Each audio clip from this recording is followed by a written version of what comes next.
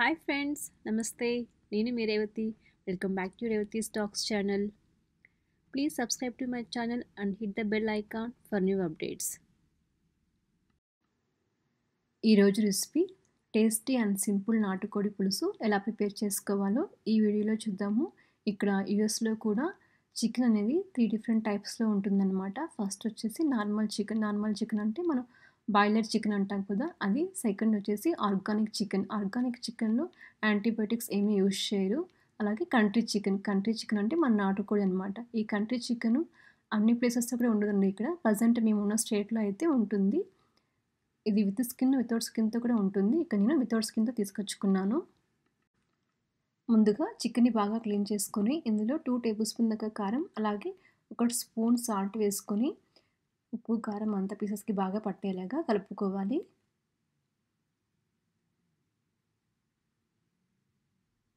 ఇలాగ కలుపుకున్నాక మూత పెట్టేసి హాఫ్ అన్ అవర్ పాటు పక్కన పెట్టేయాలి. ఇప్పుడు ఈ చికెన్కి కావాల్సిన మసాలా రెడీ చేసుకోవడం కోసం స్టవ్ పైన ఒక ప్యాన్లో 2 టేబుల్ స్పూన్ దాకా ధనియాలు, అలాగే హాఫ్ టేబుల్ స్పూన్ మిరియాలు, పావు టేబుల్ స్పూన్ సోంపు వేసుకోవాలి. కొద్దిగా దాల్చిన చెక్క, 2 యాలకులు, 2 స్టార్ ముక్క వేసి, అలాగే ఒక 6-7 లవంగాలు వేసి, కొద్దిగా ఎండు కొబ్బరి వేసుకొని లో ఫ్లేమ్లో ఇవంతా ఫ్రై చేసుకోవాలి. ఇవి లైట్గా ఫ్రై చేసుకున్నాక ఇందులోకి 1 టేబుల్ స్పూన్ దాకా గసగసాలు వేసుకోవాలి. ఇవి కూడా కొద్దిసేపు ఫ్రై చేసుకోవాలి. ఫ్రై చేసుకున్నాక చల్లారిపోయాక ఇవి మిక్సీ జార్లోకి వేసుకొని ముందుగా పౌడర్ లాగా గ్రైండ్ చేసుకోవాలి.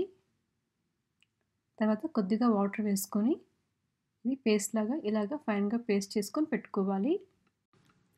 తర్వాత స్టవ్ పైన ఒక బాండల్లో 4 టేబుల్ స్పూన్ దాకా ఆయిల్ వేసుకోవాలి. ఆయిల్ హీట్ అయ్యాక ఇందులో కొద్దిగా బిర్యానీ ఆకు వేసుకోవాలి. అలాగే 1 కప్పు దాకా కట్ చేసుకున్న ఆనియన్ వేసుకోవాలి. 3 పచ్చిమిర్చి కట్ చేసుకొని వేసుకోవాలి. అలాగే కొద్దిగా కరివేపాకు, 1 టేబుల్ స్పూన్ దాకా సాల్ట్ వేసుకొని ఆనియన్స్ ఫ్రై చేసుకోవాలి. ఆనియన్ పచ్చివాసన పోయేంత వరకు ఫ్రై చేసుకోవాలి. ఆనియన్స్ ఇలాగా ఫ్రై చేసుకున్నాక ఇందులోకి 1 టేబుల్ స్పూన్ దాకా ఫ్రెష్గా గ్రైండ్ చేసుకున్న అల్లం వెల్లుల్లి పేస్ట్ వేసుకోవాలి. అలాగే పావు టేబుల్ స్పూన్ పసుపు వేసుకొని ఇది ఒక 2 నిమిషాల పాటు ఫ్రై చేసుకోవాలి.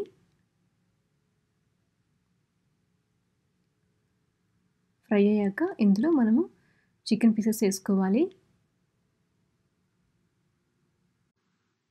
10 నిమిషాల పాటు చికెన్ని ఆయిల్లోనే బాగా మగ్గనివ్వాలి. అలా చేయడం వల్ల చికెన్లో ఉన్న నీచు స్మెల్ అంతా పోయేసి కర్రీ అనేది టేస్ట్ చాలా బాగుంటుంది. ఇలాగ ఆయిల్లోగా ఫ్రై చేసుకోవాలి. తర్వాత మూత పెట్టేసి స్టవ్ మీడియం ఫ్లేమ్లో పెట్టుకొని ఉడికించుకోవాలి చికెన్ని. ఇలా ఉడికాక మనకు చికెన్ నుంచి కొద్దిగా వాటర్ అనేది వస్తుంది. ఇదంతా కూడా ఒకసారి బాగా మిక్స్ చేసుకోవాలి. తర్వాత ఇందులో మనం గ్రైండ్ చేసి పెట్టుకున్న పేస్ట్ వేసుకోవాలి. ఇది కూడా ఒక 2 నిమిషాల పాటు ఆయిల్లోనే ఫ్రై చేసుకోవాలి.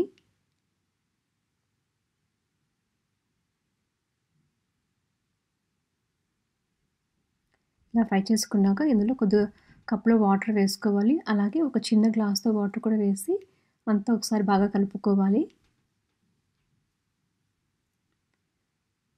ఇప్పుడు టేస్ట్ తగ్గట్టు సాల్ట్, కారం చెక్ చేసుకొని వేసుకోవాలి. తర్వాత ఇక్కడ నేను కుక్కర్లోకి ట్రాన్స్ఫర్ చేసుకుంటున్నాను. మీరు డైరెక్ట్గా కావాలంటే కుక్కర్లోనే ఫ్రై చేసుకోవచ్చు.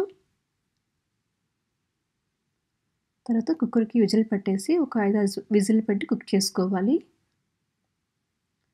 తర్వాత చల్లారిపోయాక చికెన్ అనేది ఇలాగా సాఫ్ట్గా ఉడికిపోయి ఉంటుంది. ఫైనల్గా కొద్దిగా కొత్తిమీర వేసుకుంటే ఎంతో టేస్టీగా ఉండే నాటుకోడి పులుసు రెడీ.